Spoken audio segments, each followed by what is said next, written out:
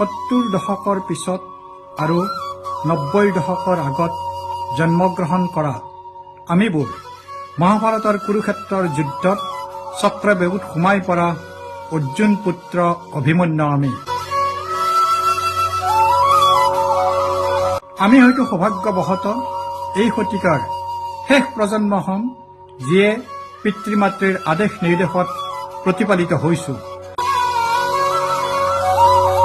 আৰু দুৰ্ভাগ্যবশতঃ আমি হয়তো এই শতিকাৰ প্ৰথম প্ৰজন্ম হম, যিয়ে নিজৰ ল'ৰা ছোৱালীৰ আদেশ নিৰ্দেশত পৰিচালিত হ'ব লাগিব।